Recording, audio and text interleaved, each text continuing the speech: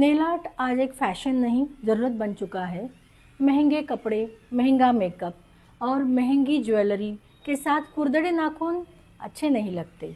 इसलिए बहुत सारे लोगों को नेल आर्ट का जो है ये शौक़ आ रहा है या फिर वो अभी ज़रूरत बनते जा रहा है। इसको समझने के लिए और इसको सही समझ और गैर समझ इन सब बातों को क्लियर करने के लिए आज मैं यहाँ आई हूँ। मेरा नाम निशा वराड़े है। मैं एक सोलन ओनर हूँ और मैं एक नेल आर्टिस्ट हूँ। इसके नाते मैं आपको ये समझाना चाहती हूँ कि अगर हम नेल आर्ट कर रहे हैं तो नेल आर्ट के पहले हमें ये जानना ज़रूरी है कि क्या नाखून हम पतले हैं या कोई ग्रीन सिंड्रोम है या कोई कटा है क्यूटिकल में या फिर कोई फंगल इन्फेक्शन है, तो हमें नेल आर्ट को अवॉइड करना चाहिए। नाखून अगर हेल्दी है, ब्रॉड है और उसका सरफेस अच्छा है तो ही नेल आर्ट करना चाहिए, अदरवाइज़ नेल आर्ट करना नहीं चाहिए। जिसके नाखून छोटे होते हैं, पतले होते हैं, इन्होंने कभी भी नेल आर्ट का हट नहीं करना चाहिए। नेल आर्ट उन्होंने ही करना चाहिए जिनके नाखून अच्छे हैं।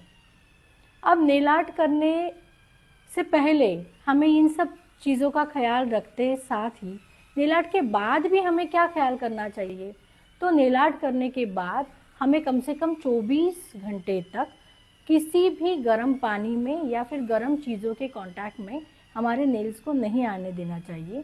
कोई भी चीज़ को हमें नेल के साथ उठाने की कोशिश नहीं करनी चाहिए जिससे नेल खींचे, या फिर तनने की कोशिश नहीं करनी चाहिए जिससे नेल को जो ग्लू लगाया गया है उसका लास्टिंग अच्छे से सेट हो जाए, ग्लू अच्छे से सेट हो जाए और नेल को अच्छा लास्टिंग मिले।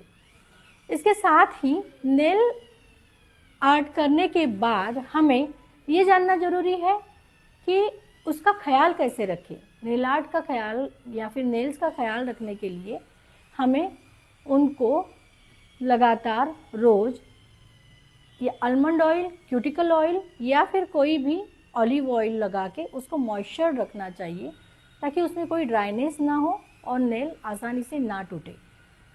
इसके साथ साथ ही हमें ये भी पूछा जाता है कि क्या मैं हमेशा नेल आर्ट कर सकती हूँ, जैसे एक निकाला और कभी भी नेल आर्ट या कोई भी नेल्स घर में निकालने की कोशिश नहीं करनी चाहिए। उसको प्रोफेशनली हैंडल करना चाहिए। सैलून में जाके बाकायदा उसको अच्छे से ट्रीट करके ही उसको निकालना चाहिए। खींचातानी में आपके नेल्स ख़राब हो सकते हैं, उंगलियों को हर्ट हो सकता है कि कल को जाके उसमें सूजन आए और आपको कोई भी आगे बहुत दिनों तक उसके दर्द का सामना करना पड़े। इसलिए ये भी ज़रूरी है कि नेल्स निकालते वक्त उसको कैसे निकाले जाए, उसके लिए सैलून में ही आना है आपको। और दूसरी बात यह है कि नेल्स अगर आपको बार बार लगाने हैं तो उसके लिए आपको क्या करना चाहिए। नेल्स लगाने के बाद उसको निकालने के बाद हमें कम से कम 7 से 8 दिनों का गैप देना चाहिए।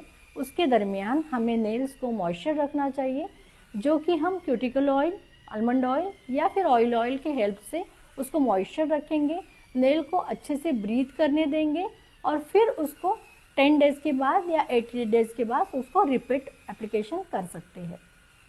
इस तरह से हम अगर नेल्स को अच्छे से केयर लेके हैंडल करेंगे तो हम इजीली उसको एंजॉय कर पाएंगे।